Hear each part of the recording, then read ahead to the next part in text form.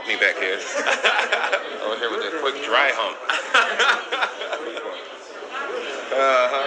All that new chunk in the trunk, you trying to get your fill on. Next dude.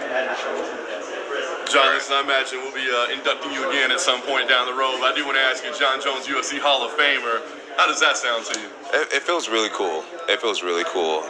It's been a long time since I've gotten any type of like awards or anything like that outside of getting new belts. And this is a different feeling. And I'm very honored, very grateful. I feel like more established in a way. And it's just really cool. So I was going to ask you how you felt about that first fight with Alex, right? Because I've heard some people say worst night of your career because it was the night you got pushed and tested for the first time. I've heard other people say best night of your career. You showed up on a night that you didn't have your best, you still gutted out and found a way to win. Yeah. How do you look at it? You know, it was cool because I got to almost take an L without actually losing. You know, a lot of people say that I had lost that fight, and it was great to come so close without actually losing. You know, people say things like, you never really become the fighter that you can be until you lose, and you learn so much. You only can learn when you lose, and in a way, I did lose without actually losing. So I got to learn a lot that night, and I was really excited. I also got to figure out where my heart lies and where my like resilience lies. You know, that there's many times in the fight where I could have just went through that door of quitting, and I refused. You know, I dug deep, and I brought out a little extra out of myself when things got really difficult.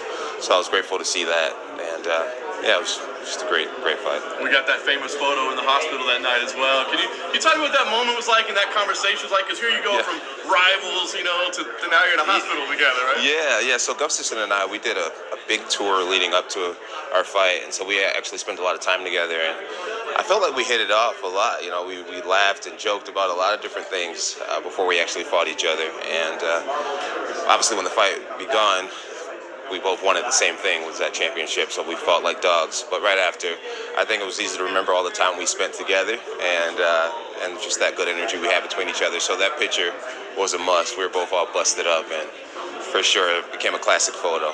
And that was a great 205-pound fight. You do not look like you're ready for a 205-pound fight anytime soon, my man. Yeah, not anymore. We heard 260, is that accurate? Yeah, right now I'm about 255, and I feel really great.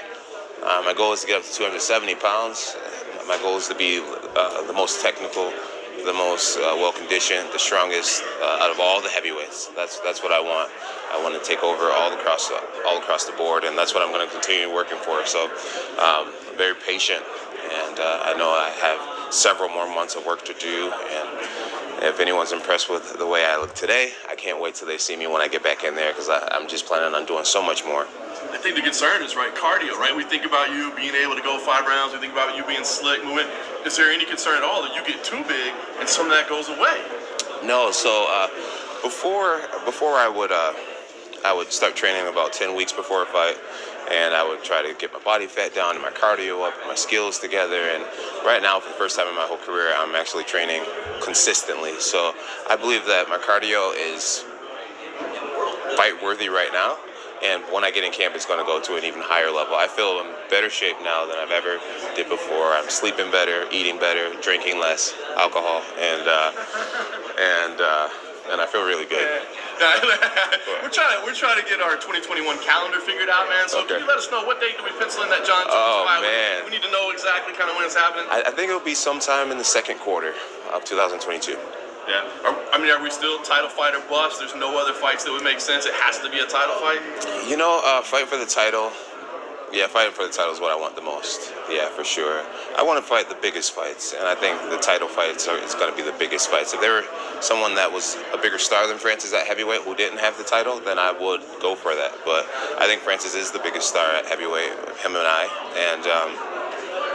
and he has the title, so that's what I want. And last thing for me, that's what I wonder, like, if for some reason Cyril Gane happens to walk away with that title, you know what I mean? Like, of course, it would be great to go get that belt, but as you said, Ngannou, stock power, even Stipe, who's widely regarded as the greatest of all time. So if Gane wins the belt, does that change the focus a little bit? I think it changes what the pay will be.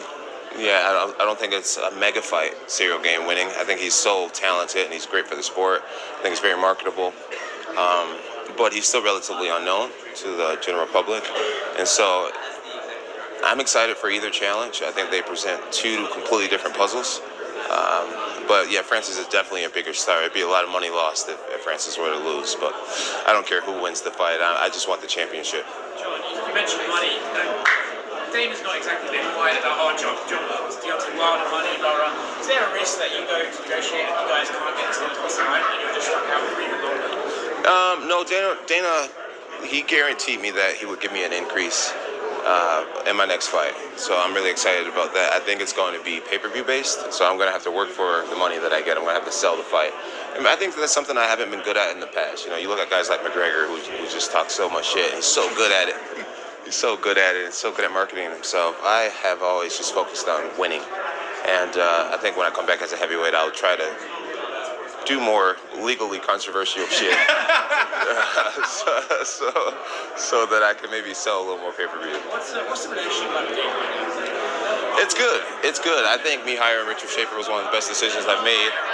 Instead of me getting on Twitter and attacking Dana and, you know, pouring my emotions out, I just allow Schaefer to get down to what's the most important in every situation and talk to the people that needs to be spoke to instead of me going back and forth with the fans on Twitter. So relationship's good. Schaefer has really helped out a lot.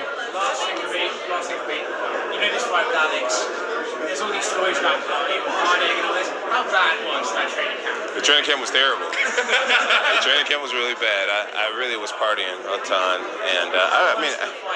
What was the last time you partied in your relationship? Oh man, I don't want to go back there, man. It's been a long time. It's been a long time since I was, you know, living that type of life, and I try to leave it in the past, you know. But the second fight, how about that second fight? Huh?